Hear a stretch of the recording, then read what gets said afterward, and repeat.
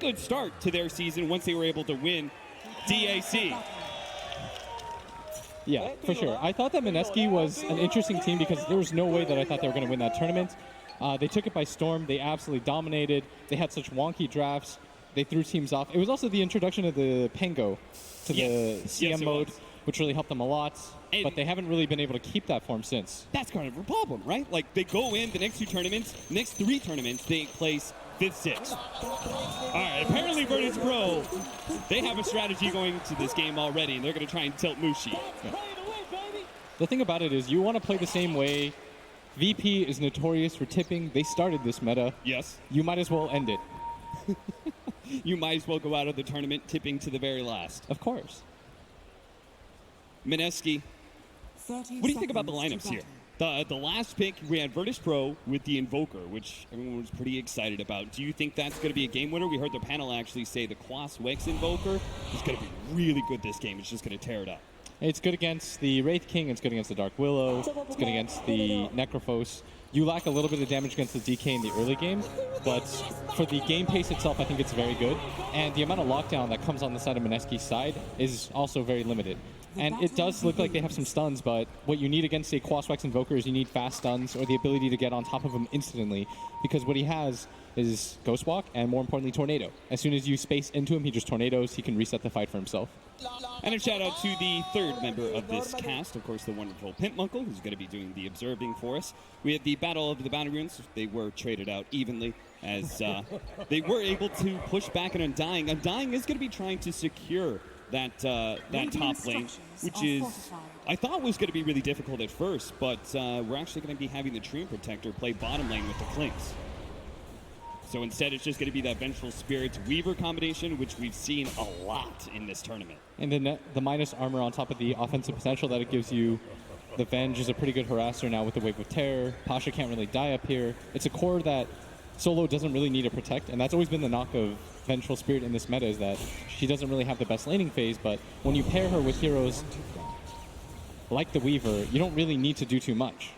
Now, William, I'm going to rely a little bit on your mid expertise. I know you're not a mid Invoker player, but you played against enough of them. How does the DK versus Invoker matchup go? I think the DK will struggle a little bit early on, but just because of the sheer amount of regen you have, he doesn't hit too hard. It should be just fine, as Moon should look to just trade CS for the most part in the early game. Plus, he's matching up against an Invoker who is going to be going Quas-Wex, so he shouldn't have that really big damage advantage over you. So CS should be traded pretty evenly, I'm guessing. Yeah. The annoying part about playing against Quas-Wex Invokers, once you get low HP, you're always liable for deaths, but high regen paired with the Dragon's Blood makes it a lot harder for you to get the kill combo on the DK. In which case, we look to bottom lane, where we've got Rogers, Treant Protectors trying to protect this bottom lane against the Wraith King and the Dark Willow aggression. Ice is going to be able to cut the creep waves and pull them out. Seems like they feel like it's perhaps a little bit better for them. Maybe it's just about the creep equilibrium and trying to get the Clinks away from that tier 1 tower. And Jab's going to pick up the Invis Rune. Let's see where he goes. I don't know if he has a lot of kill potential on that bottom lane. Not just yet anyways, as Ramses picking up the Centaur. Maybe he tries to battle for the last hit, as he indeed is. Nice pickup by Jabs, using the Shadow Realm. And gives him a little chat wheel as well. So it does look like Clinks is still free farming. Mushi is doing pretty well here in this top lane. So it looks like both cores are kind of getting what they want out of it.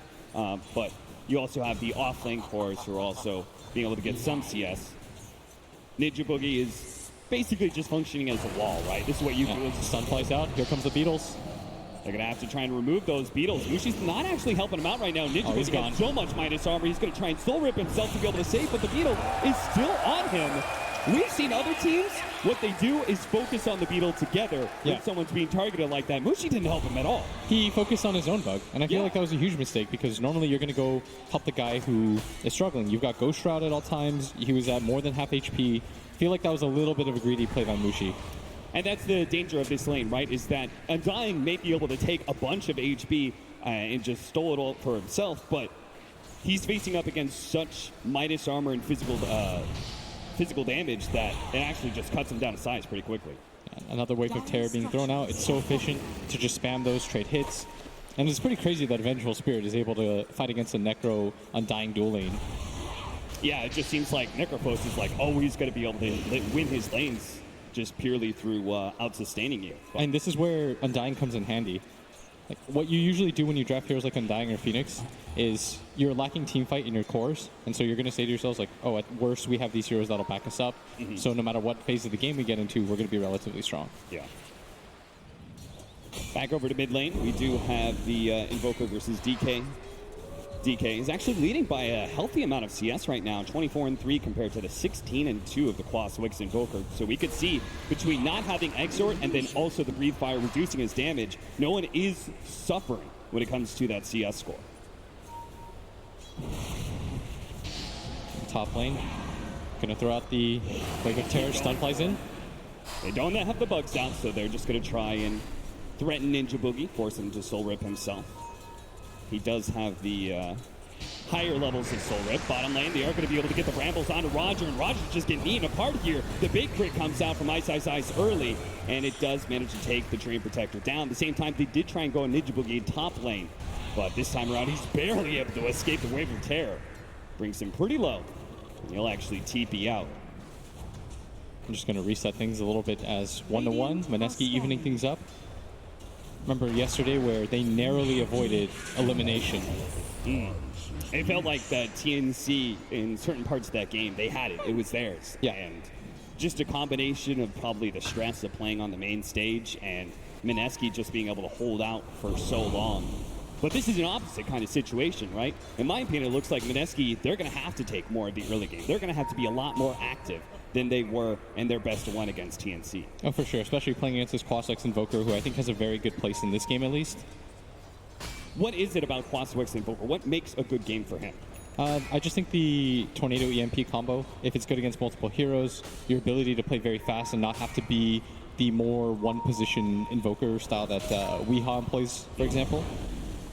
And you've got two strength cores on the enemy lineup that have pretty low mana pools and rely on them pretty heavily. And then the Necrophos never really likes being tornadoed. He's going to Ghost Shroud up here in the top lane. They're going to try and jump him. And now you see the problem with part of that Ghost Shroud, you can't get rid of the bug. So if he's left by himself, that minus armor is just going to keep ticking. Ninja Boogie tries to come in, throws out a Soul Rip, trying to threaten Pasha's life, but he's more than healthy enough to survive. And in the end, it's VP walking away with a good engagement. Moon popping that Dragon form. Just running at no one. This is the downside, though, of this Quaswex Invoker. You don't have the damage to harass out the Dragon Knight. You don't have the damage to trade out CS either, as this guy is so good at doing so with the Breathe Fire. Yes, he's going to be very good for the game, but when it comes to the pure lane, it's not going to feel too good. Solo does manage to find the aggressive mid ward that was laid out not too long ago. And look at those skeletons go. Yeah, they're just beating down the tower, and they're having a hard time being able to deal with it. Ice. Cops a lot of damage from Ramses. There is going to be the TP in for the Vengeful Spirit. No one as well. But the Curse Crown will slow him down, so that was great for Mineski. They managed to force a lot of rotations. No one completes his TP. Vengeful Spirit cancels his. I'm very surprised that he completed that TP. But good reset by Mineski. Just forcing some space. That's this top lane. This is the real issue for them, as the Necro has gone down early. Part of it's got to be the fact they've got a Dream Protector, right? So they really want to protect every tower that they have. They don't want to lose one early, and that bottom tier 1 tower did get pretty low. Living Armor is helping it out now. That's a very good point. It is kind of hurting their lane, though, not having Nature's Guys. Yeah. He's not able to trade hits with either the Wraith King or jabs. So he's sacrificing his laning phase just so that he can play this defensive style. And you can see why. You're playing against a Dragon Knight mid. You want your Invoker to be able to rotate around the map. And here comes the big push. Moon, as the Dragon Knight, will actually show himself in this bottom lane. They failed to be able to pick up a kill.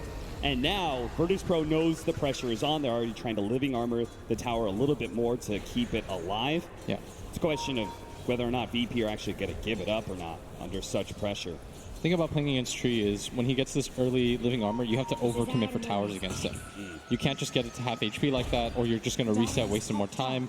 You're going to lose more and more pressure on that top lane. Ramses pops a strafe in order to dodge that stun, but means the Tree Protector is going to be left behind here. Ice managed to move in front of him here, finish him off with a big crit. Now the Skeletons chase back Ramses, and Moon will take that opportunity to take this tier 1 tower. Jap's going to look for more with that. He's invis right now.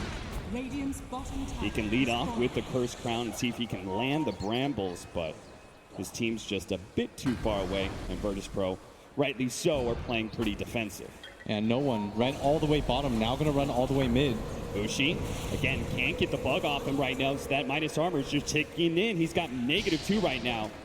Is able to get rid of that bug finally.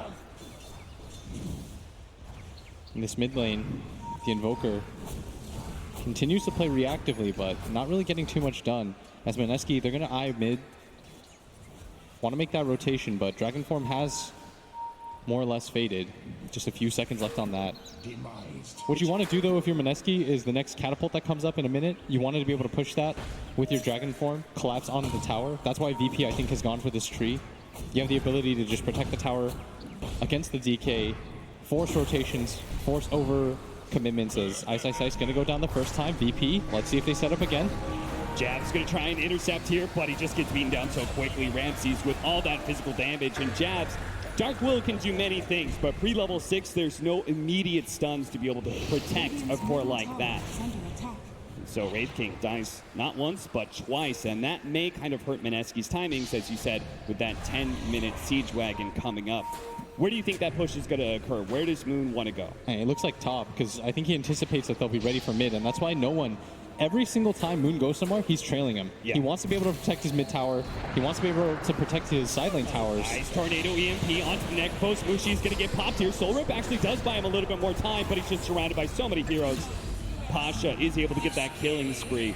As you said, it just seems like it's so hard to push into a Quaswex Invoker, and on top of that, if they bring the extra numbers, the tornado is just like the perfect catch to be able to surround a singular hero. Yeah. And you see that he continues to just mirror Moon. But here comes the Siege Wagon, and predictably so, Moon's going to pop his ulti, but I feel like he's just going to get repressed here. Yeah, he's just going to do a little bit of damage, right? Push back by a tornado or something, and then you're going to have living armor. So this is going to be a frustrating puzzle that Mineski needs to solve. This is not going to be your normal game of Dota 2 when it comes to taking objectives. Yeah, we saw this oftentimes when we saw Moon play, or when we saw OG play, how Mad plays it. He just saves his towers, sits behind cores, spams Leech Seed, is very successful in defending your tier 1s. Didn't we watch TNC match up against OG in the group stage, and that was exactly what lost them the game, is trying to push down these It was IG. It was IG. But it was a similar concept. Just IG was used to doing a lot of chip damage on mid. They overcommitted for the tower twice. They got baited once by Glyph, once by Living Armor, and they ended up just losing the game as a result. And I think people are starting to notice more and more this mid tier 1 tower is the key to the game. It opens up so much of the jungle. It's bottom lane. Ramsey's going to get stunned up, but Jabs just really fainting, not really trying to do too much. As Solo does have the swap. Wants to try to get in range. The Shadow Realm has already been blown, so maybe Jabs is susceptible to this kill. Is Solo going to run into him point blank? Here comes a stun. He's going to be able to get that, and Jabs, well, Ramses just a bit too far away, but now the swap back, Terrorize is going to be too late, so he cancels it, and Ramses will take the kill. Solo, very patient, does manage to find that pick off on the support. And they needed something like that to get going, as 5-2 in kills, but no tower so far. Top one still very healthy. Same with mid, and this bottom tower hasn't even been seen. Now, we keep on talking about how Mineski, oh man, they can't seem to take towers or anything, but at the same time, Virtus.pro is pretty much putting no pressure on towers at all. They haven't really done any damage whatsoever. Is that fine for them? I think so, just because you still are playing a very good Quaswex Invoker game. I think this Clinks is going to be very successful in this game too, depending on the speed of the Blink Dagger and the Shadow Blade that comes out on the DK. And the commitment, we've seen this many times before. It's going to go for it. Ice coming in from behind. Is going to be able to get the stun onto Roger. Now, Moon's a little slow to follow that one up, but will be here in time for the Breathe Fire. The Living Armor's actually keeping him alive until the last couple of shots come in. Ice, slowed down for the cold snap, hit by the EMP. He's already dead. And Moon, he's going to be swapped back into the tier 1 tower right next to Ramsey. That is Terrorize. Terrorize might just be able to save him alongside that Soul Rip. That might just be able to do it. Ninja Boogie gets a little low, so does Moon, but the Weaver, Pasha, was super scared of going for it, as he should be. The control of the Brambles almost got him killed. We'll have to give up on the Tombstone and give up on the tier 1 tower push as well, it seems, as maybe even Mushi's gonna die here. Gets a little bit of heal on himself. Soul Rip as well. It's not quite enough. Breathe Fire comes out. Suntroy's gonna miss. They turn around. Reaper side. He gets the kill, but dies in the process. And they are committing hard for this. And this is how Treant games are gonna look, is your entire team has to come 5-man just to take tier 1 mid towers. And you can't just overwhelm in numbers. You have to dominate the fight so that you have enough heroes to push the tower after that. it makes it just super awkward, right? Like, especially with the way the VP is playing, where I would say that all three of their cores are very tough to be able to jump on. Clinks with his strafe. You've got Weaver, Shukuchi, and then this Quaswex Invoker is so fast that they're playing like super defensive. You have to dive way behind these towers just to be able to get the pick off that gives you the control of the area in the first place. Exactly. We saw that in the IG versus OG game where IG would kill 3 heroes, but they would lose 3. They'd have to back up. And then Mad would just heal up the tower. Yeah. And then that just completely reset things. And you see that Mineski is kind of running around a little bit aimlessly because they're probably in a similar position as Ramses. Gonna get dusted up, jabs. Has the follow-up.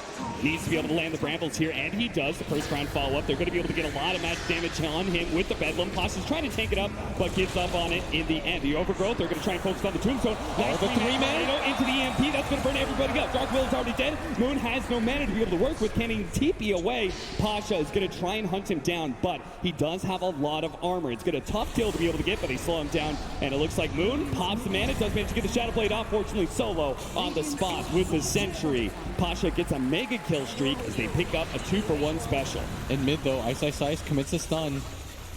And he halfway committed to that tower push, but again, the living armor. And they do get the kill on the Clinks, but what a setup by the tree ults.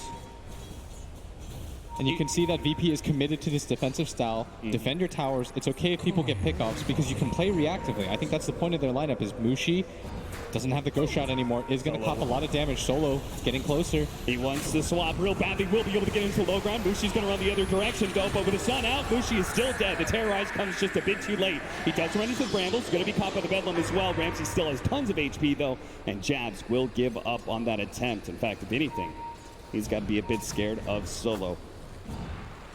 So Ice going to try to reset things a little bit, play this bottom area like he normally does. And once again, Moon, you see that he pops his ult on timing with the catapult. This is almost muscle memory for him. But the annoying part is it doesn't do anything. Yeah. It just gets reset time and time again by that living armor. You know what I really appreciate is Virtus.pro reading the game and giving up their safe lane tower. Yes. But just hard defending everything else. And now that the Clinks is online, they can be the ones to be taking towers as Clinks just makes short work of that. Doesn't even have the Desolator yet. He's actually got it in his stash. So the next tower that gets assaulted like that is going to fall even faster. But Mineski is still not in the worst position ever. Their Dragon Knight is incredibly farmed. They still have pretty good heroes in the Wraith King and the Necro for fighting. The Undying Tombstone is never meant to be underestimated, but we see the Dota plus win probability is in VP's favor right now, and I would agree. Things are slightly tilting their way. They do have a couple different forms of hard initiation for Mineski that was missing earlier. Ice. No one's going to get run into. He's going to be able to jump in the back lines. Moon is going to have a hard problem with Pasha, but at the same time, a beautiful tornado comes in, stops a lot of jabs damage, almost able to finish up no one, but can't quite do it. No one. Ice is actually going to go for the blink in a second here. The man's going to Reaper Sight on him. That is a big time kill, and now they can turn towards the Tree Protector, take him out. No more living armor to be able to worry about. Mineski has control of the mid lane and should be able to take the mid tower finally. Oh, they overcommitted for that hard as VP thought that 3 heroes were enough. They dove him under the tower, and they might lose more. Going. They're going to be able to find Solo's Vengeful Spirit as well. This is uncharacteristically sloppy by VP. You brought 3 heroes to a 5-man game as Mineski. They're going to grab this mid tower, and they're going to be so happy at doing so. Because VP, if their heroes are alive, they can just extend this game like this. Yeah. Every single time that Mineski goes for a fight like that, as the stun flies in, Ice. No follow-up, though. Just trying to get him off of that tower. They want a hard commit for this tier 2. They've got a lot of heroes here. 12 more seconds till the Invoker is back up, and Mineski are going to give up on the tier 2 push.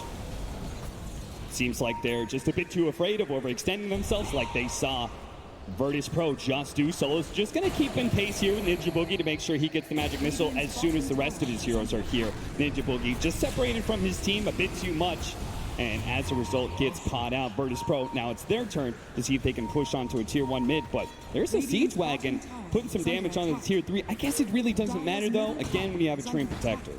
Yeah. What I'd really like to see VP do is take this mid tower, smoke, take a fight, go Roche. It's hard now, though, now that you've lost that bottom tier 2 tower, and there's going to be pressure there at all times. And VP, I mean, that mistake is going to cost them pretty big. They had so much map control, they could have played this game over and over again. Now Mineski have opened up themselves as VP I really like your smoke idea just because it seems like one of the big advantages Mineski has right now is their forms of initiation. Yes. Both the DK Shadow Blade as well as the Blink. If you smoke up and you get the initiation on them, it takes away that advantage. And a lot of these heroes do crumple under pressure pretty quickly, like the Necrophos and the Dark Willow. Hey, you see that when the Dark Willow gets on top of the Invoker, no one can really play his game, even with the swap. They're going to hunt him every single time because he's the integral hero to this defense. The tree's important, sure, but the Invoker's most of your offensive utility. He's what's going to hold everyone in check. But VP, and they've got a Deso, they've got the Weaver bugs, they've got the Wave of Terror, the Vengeance Aura. This is as good of a Roche lineup as it gets. Yeah. And But that's why Mineski can't really afford any mistakes, right? Yeah, if you lose one team fight, VP is immediately going to go Roche at this point because they've taken your mid-tier 1. There's no one in TP2. They go for the 3-man smoke rotation up to the top lane now. A lot of pings being sent out.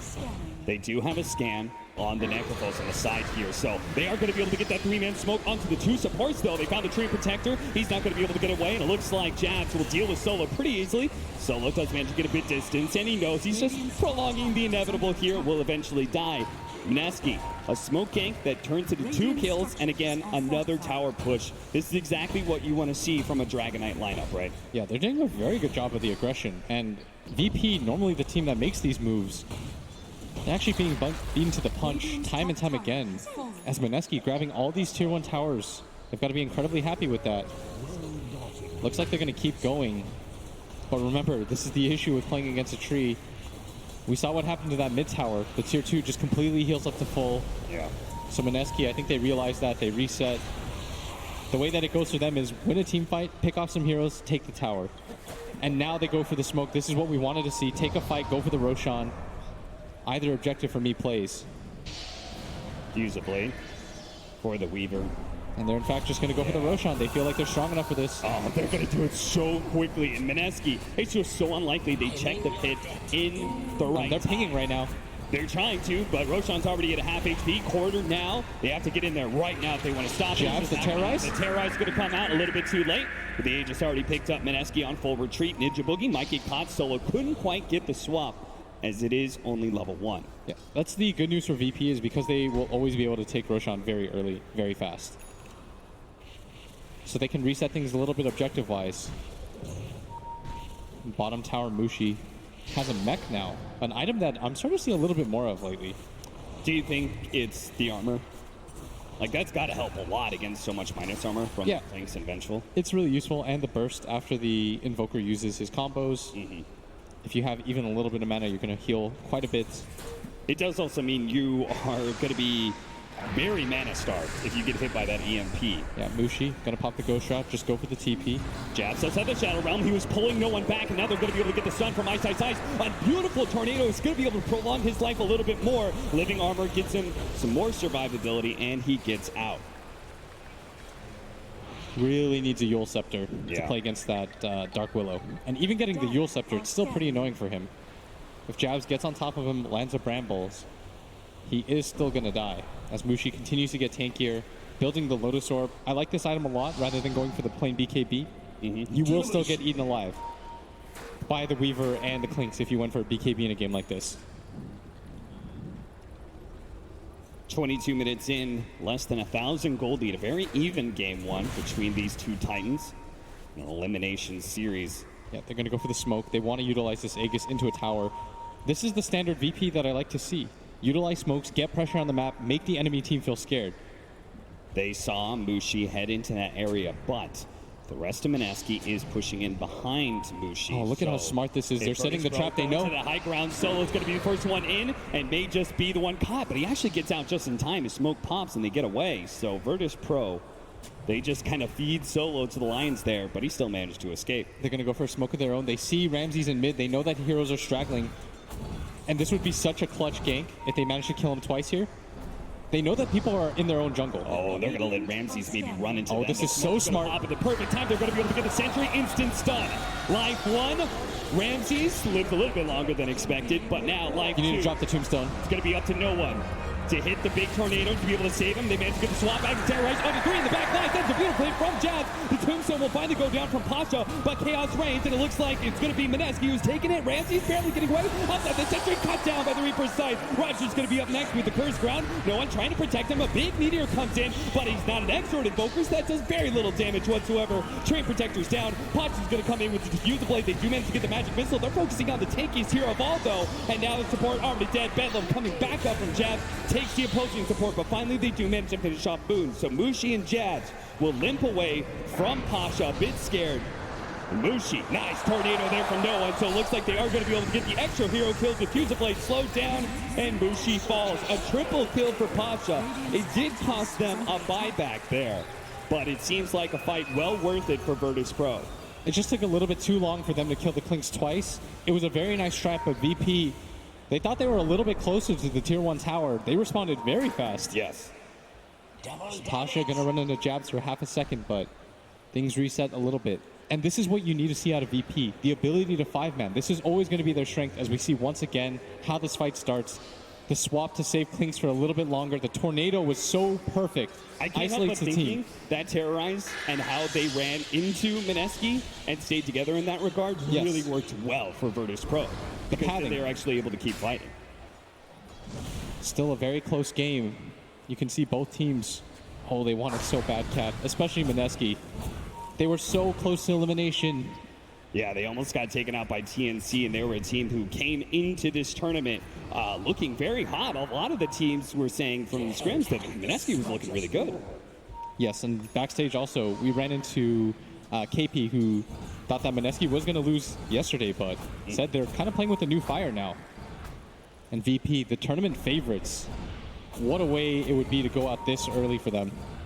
And Virtus.pro, their lineup just got a whole lot stronger. They're about to finish up the BKB on Ramses, and then he also got the level 15 talent, which increases your searing arrow damage as well. So those are big power spikes, and Mineski already lost the last fight.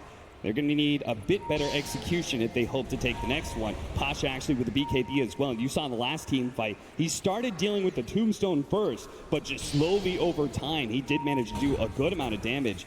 He's currently sitting top of the net worth after that team fight. Yeah, his positioning in the fights, Pasha, really showing himself as a core. And that's what I mean about the Invoker. You can play Quas Wex when you have two cores that can deal damage independent of you. And that's what he has in the Weaver and the Clinks. He just needs to focus on being able to get those good disables in, right? Yeah, and they're going to take another fight. VP, this is, like you said, a very big power spike for them. No reason to wait for no one's his own BKB or his Aghanim Scepter. Both your cores are in fighting shape. Is there anything that Mineski is waiting on? A Radiance on Ice Ice Ice. That's why they're not taking this fight or hard committing for it. They're sort of dancing around, poking, letting Mushi sit in front with his Lotus Orb. They would love just for another minute to go by without VP trying to push. Because then they'll have that Radiance. It'll be a big difference. But, I mean, I can't help but feeling like the double BKB pickup now. Virtus.pro, they are going to come in, trying to go on to Mushi first. A beautiful overgrowth out from Roger. Snuck in from the side and will be able to control the two supports. Ninja Boogie's already gone. The Curse Crown does manage to stun up. They actually spot out the Tombstone. They're going to reveal it with a Sunstrike so Pasha can focus it down. Slowing down Mushi with the Diffuse Blade. Swap back, Terrorize. It's going to come in with the BKB activated by Ramses. Means that he is not deterred whatsoever from his prey. He will be able to bring down Mushi and take the Tier 2 tower. And Moon didn't even respond to that. He was farming neutrals the entire time that was happening, and if that was going to happen, Mineski should have known about that. At this point in the game, everyone's going to 5-man. You're seeing time and time again, whoever goes to the 5-man first is winning the fights. Do you think that's just a communication problem, like everybody just not being on the same page? It had to have been, because Mineski were poking up. Maybe Mushi said, I'm strong, I've got Lotus Orb, they can't kill me. And that's why he decided to stay up there. Boy, you could not be more wrong about that. Now, Ice Ice Ice will be able to finish up that Radiance. This would be a massive pickup. Aghanim Scepter. If he walks up here. Well, Ice Ice Ice left and jabs. By himself, pushes forward. When does Mineski really get back into this game, do you think? I think they're still fine. Their team fight is still very good. They've got very tanky heroes. Their cores are always going to be pretty decent at scaling. especially with Ice getting the Radiance. Then in that case, how do they take the fight? What can they do better? Take the 5-man together. Okay. They would have won that fight without the Aegis. The previous one, Yeah, don't be afraid to go for the team fight. Your team is still really strong, especially once you get on top of VP's heroes. Now it might be a little bit too late because of the BKBs, but VP committing for this. They're all here. Sentry's been dropped. Got to be careful to swap. Clutch Lotus Orb timings can protect you from that. Yeah, you got the Aghanim Scepter now on the Invoker. I think for VP now it's go time as Ramses holding this high ground area.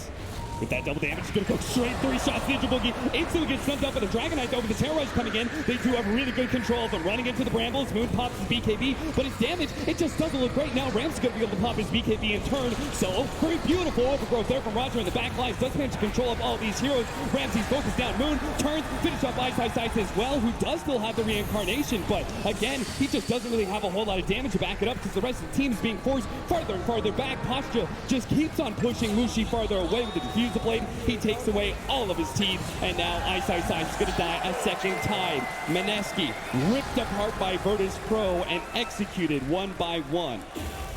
And VP remembers, oh yeah, our 5-man is always going to be strong. Yeah. This is what VP Dota's been about all year. Their ability to take team fights, outplay you, put pressure on you at all times.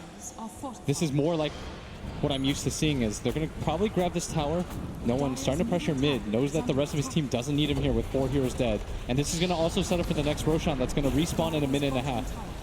That's going to be so big in determining how the game goes. If Mineski can defend that, you can sort of reset the game. If you can't, then you're going to give up Aegis Cheese with no tier 2 towers left alive.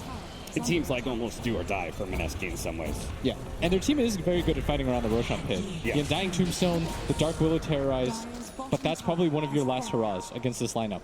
Because the BKBs are so strong, and the Deso Clinks does not care about any of your cores right now. That's why they really need to get a strong initiation we saw from this last fight. I mean, Ramsey just starts it, making it a 4 versus 5 by 3-shotting Ninja Boogie. And while, yes, he did get instantly stunned afterward and controlled, Mushi's so far away. You can see Roger on the right-hand side slowed him down. Pasha just focused him as well, slowing him down with the Diffuser Blade. So if they don't have their Dragonite, Wraith King, and Necrophos together, focusing one hero down, he's just not going to be able to do anything. Back into the game, Ice is already dead. Jabs, he gets taken down as well next to the Roshan pit. You can see Mineski already trying to exert some control over this pit area, but Virtus.pro still managed to lock it down.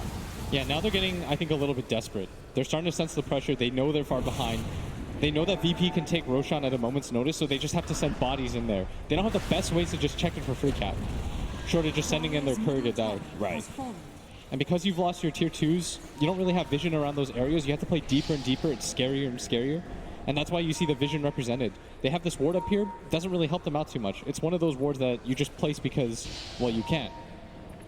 Very defensive in nature, but doesn't give you any real good idea of what's happening in that Roshan pit. Yeah, that's the bigger side effect of losing these tier 2 towers early on, is that your supports just have to play a more and more dangerous game. As look how quickly this Roshan falls. They've even got a medallion.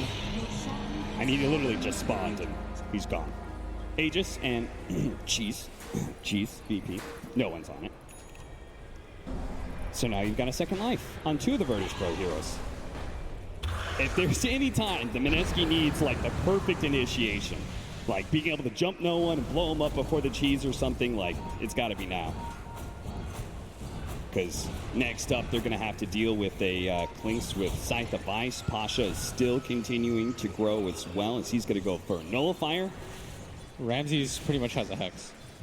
Like their items just continue to scale. And that top fight just swung things so hard in their favor. Yeah. As they got so much map control out of that. Lincoln's is completed on the Weaver. And what else is there?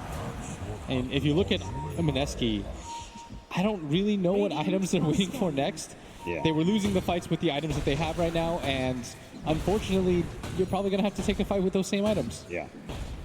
It just felt like the BKB timings of VP was what was going to turn this game around, and Mineski are going to struggle until the BKBs get really low duration or something. Maybe in the super late game, Mineski will feel a lot better about the team fights, but for now, they're dealing with a Pasha Weaver that's 12-0-7, has not died once in this game.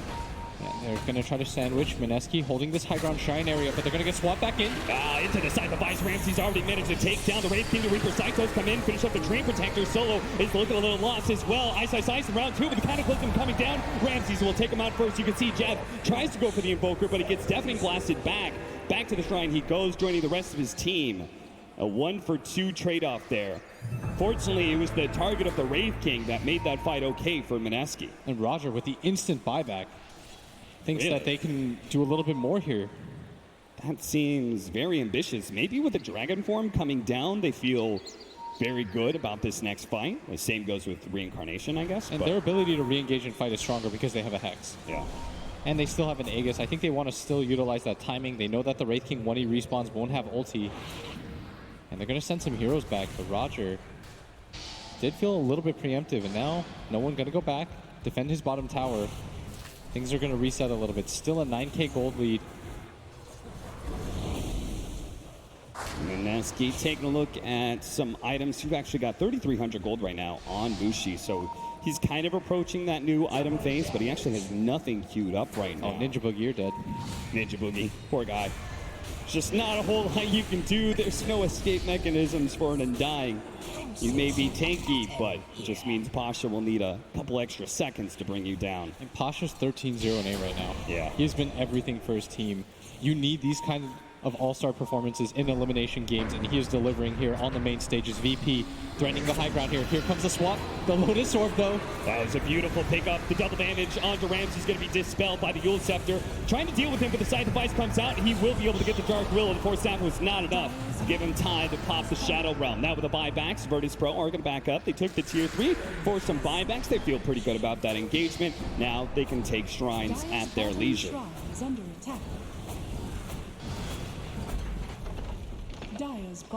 That Aegis is going to be wrapping up soon, but I don't suppose Virtus.pro is in much of a hurry.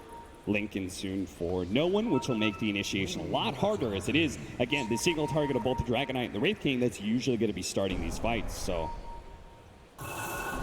They don't have any items that are going to dispel or break the Lincolns. Yeah. Quite difficult for them.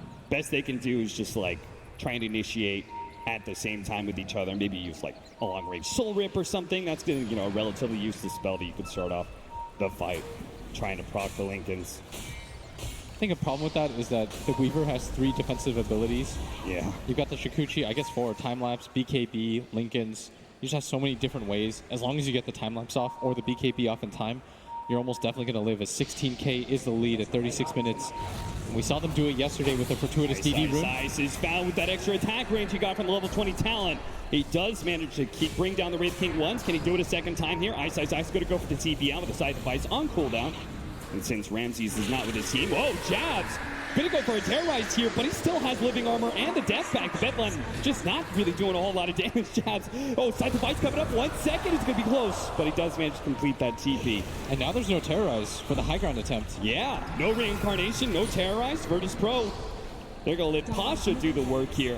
And they're going to look for the swap. Solo posturing up, trying to move forward. Managed to get a Force Staff in, but no follow-up disables. Now Move does manage to get the Reaper Scythe coming down, and does manage to finish him off. That is a big kill. Mineski needed that to be able to hold this high ground. Solo in the middle of it. He's going to be next one down. Ramses, as well as no one, trying to back away. Mineski on the hunt, though. They really need these kills.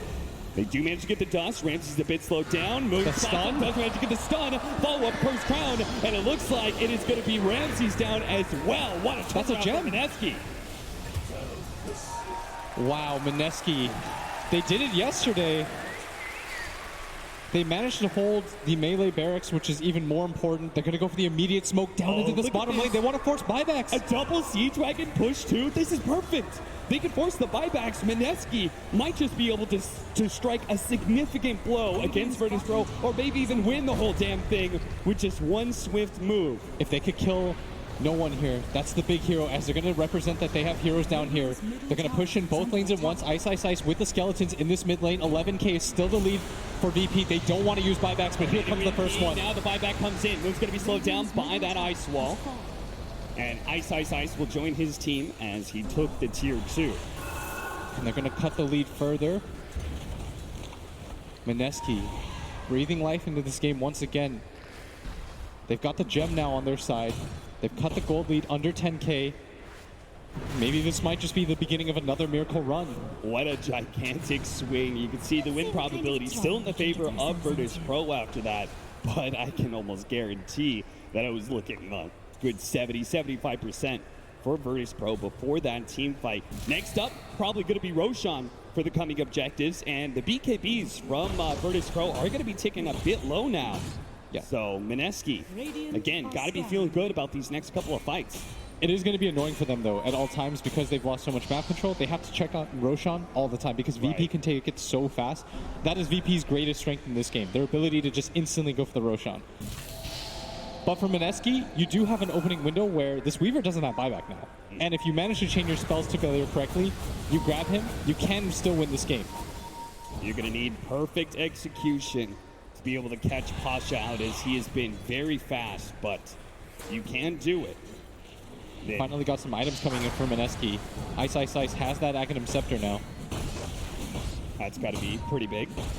A Dragon form Dragon Knight, even if he goes down, can keep on pushing out damage. We saw actually in the earlier series, it's actually super good with the Undying. Yes. Because if he pops the Flesh Golem, you still get that Plague Aura to put on the enemy. And they're smoked up, Solo, holding this high ground area. They might just find him first. They are.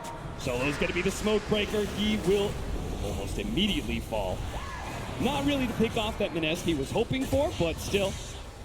A hero down for 50 seconds is a good chance for Mineski to take control. Probably not enough for them to push for high ground or anything, because Roshan could spawn in 5 seconds time. So it's one of those kind of leery part of the games where you're not really quite sure what you want to do. Don't really want to get too offensive, lose a fight, and then just give a freebie to Virtus.pro. Yeah, but protecting the Roshan is the most important objective right now for Mineski. Take the fight well, you win the Roshan, and suddenly the game could even out. And I thought this was all but over, but Mineski, and they're battling for it every step of the way. No free wins here in elimination games. Big scary part is we saw that Skeleton King and how quickly he took down the tier 2. Living armor is nothing to him, right? And he is coming into level 20 where there is the skeleton spawn talent, but considering he's facing up against a Diffuser Blade, I see it likely he goes for the mana cost. Yeah, he doesn't always want to hold on to this wand. You see that he has 2 mangoes queued up. This is all very annoying for him. Now he's going to get his level 20. All right, it's Roshan time. Yes, and they're going to do it so fast. Mineski, you have to be in position for this. Ice. Trying to waddle his way over, and let's see how fast this goes down. It's going to be incredibly quick. Jesus, look at it. It's just falling so quickly. Tornado looking to intercept. It's gone. It's gone, just like that. You have to be perfect with your timing if you're Mineski to ever hope to steal a Roshan away from Virtus.pro. Yes. That's what I'm talking about. It's so easy for VP to do this. They've got good map control. The heroes can split the map. They can win the vision game with the heroes that they have. And Mineski, they're going to go for the smoke anyways. This is a really bold timing. I like this, honestly. This is pretty cheeky. You don't back up. It's Refresher Shard, Cheese, Aegis. Like, Virtus.pro has all these different advantages. You would expect that Mineski would not want to fight into that, but that's exactly why they go for the smoke, right? Virtus.pro, with an Aegis feeling confident, are going to split up a little bit. They've got the gem. They might just run into no one here. This would be a huge pickoff. He doesn't have BKB. He throws out the tornado as well. They're going to be able to find him leading up. Got the instant sun. Moon lands it with the Dragon Tail. That's going to be no one dead for 90 seconds. They're not just holed up inside their base. Mineski are making a show of this. They're trying to play to win right now. Not just holding the high ground, idly waiting for VP to suffocate them. Mineski, they see another buyback they can force. And what a game this has turned into is now VP, even with the Aegis. You most likely have to blow the buyback, but you have to start the fight first. Where's the swap? Here it is. Back into the instant side device. Ramses as well as Pasha. Going to try and beat him down with the double damage on a Pasha. They may look pretty easy, but now it's going to be Ninja Boogie caught in as well. Really good terrorize out. They just need to try and get out. They force the buyback out to no one. Mineski have done their job, even if they get 2 heroes picked off. As long as the rest can escape, there's still light at the end of the tunnel. There's still 2 heroes down with no buyback. Yes. It's still 3 minutes for Pasha. Did have a DD rune. That made it really easy for them to cut into that DK. And Hillfire is almost here for Pasha. And that, we've seen how he's just been plaguing Mushi this entire game. And if he could prevent him from being able to get off mech, Shivas, Force Staff, all those items, VP, they're going for it with this Aegis. They want to force a buyback of their own. And Mineski, how do you hold here? The DK instantly buys back. VP still going for it. Managed to force out a BKB on Pasha. That's a big win for Mineski, especially since their Dragon form was still on cooldown for 40 seconds. Yeah, but they're going to hold things for now. And VP going to reestablish some map control, get the Shrine, kind of calm down. And I think they need to slow down the game in their heads. You still don't have buyback on two different heroes. If you get caught at this point, it's still an absolute disaster.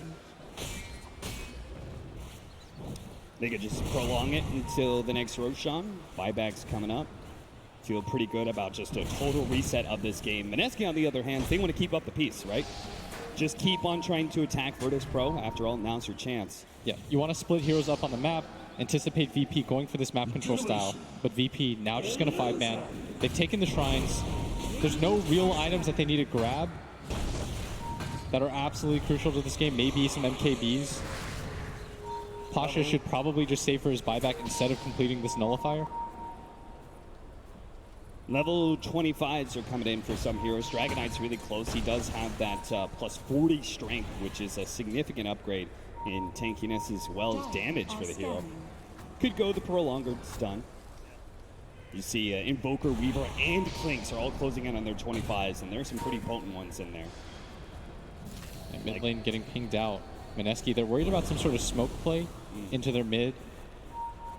But VP just going to reset. They think like Mineski would show ice since he's a hero that you're unlikely to gank, and then the other four would like go for a smoke. Yeah, Sunstrike flies out. 45-minute bounty runes. Virtus.pro just want to keep that gold going. After all, they need a lot more on Pasha for him to buy the nullifier and still be able to have buyback in the future.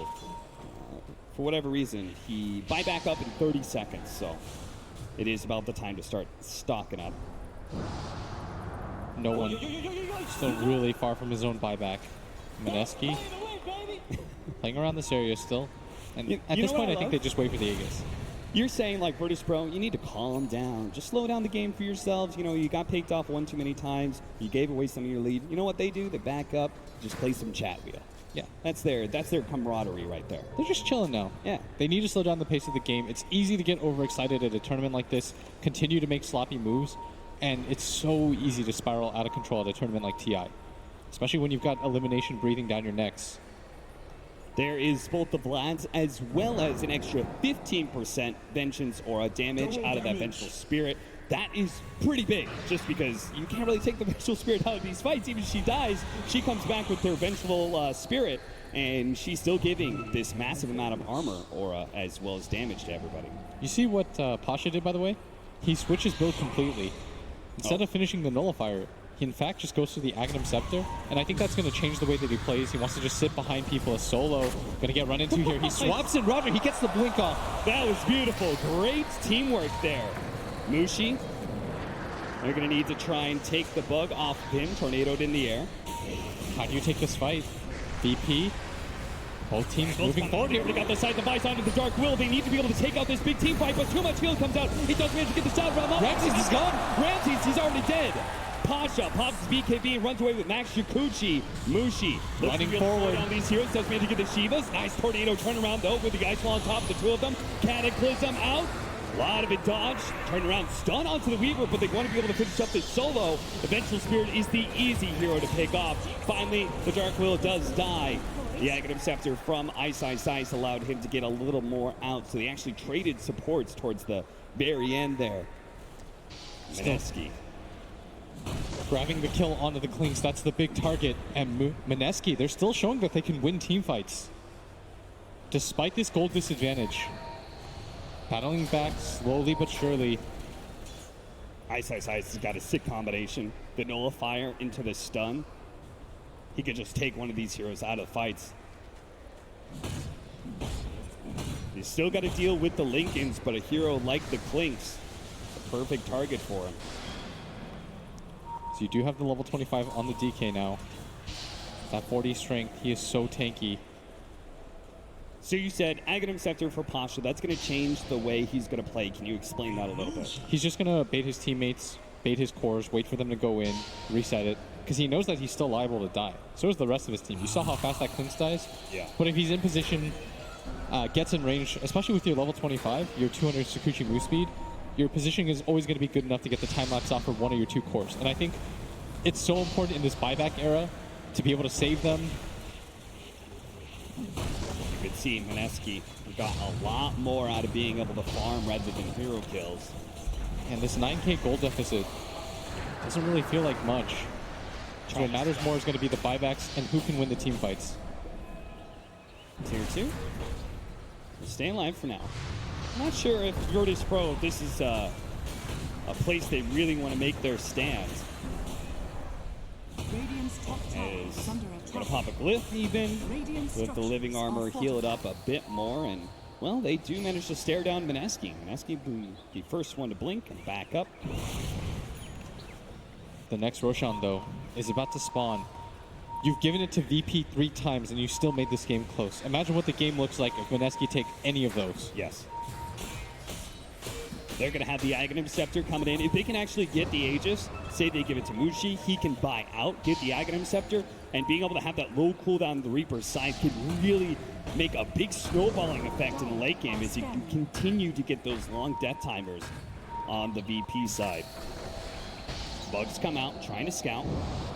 Virtus.pro, very wary of this area. Moon's going to be farming up the Ancients, the rest of his team right behind him.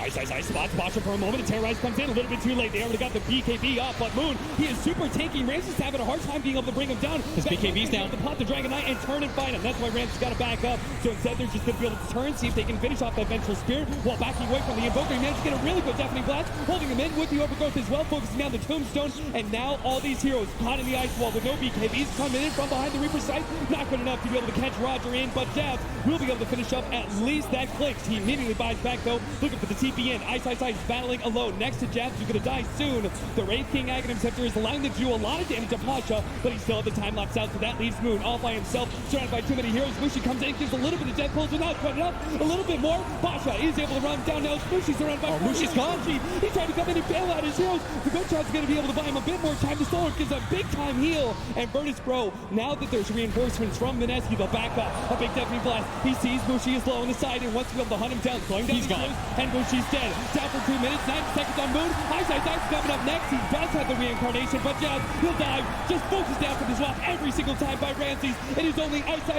And now it's going to be the Undying Caught as well. Ninja Boogie, Virtus.pro. One big fight is all they needed. And they'll be able to take down Mineski not once, but twice in a big team fight in the mid lane. Finishing up with Ice.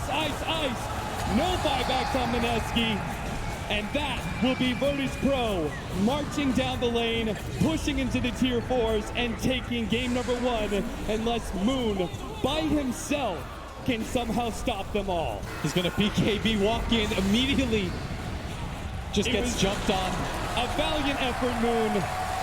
5 deaths, buybacks into another 5 deaths from Mineski. Virtus.pro, I think there's no question about it. They just outplayed Mineski in that last team fight. Yeah, especially near the end. They came online at the right times. The ability to constantly get the Aegis, the Roshan for free, 3 times in a row. But Mineski, I mean, they played it out to the end. They gave themselves opportunities to win. They made this game as close as they could.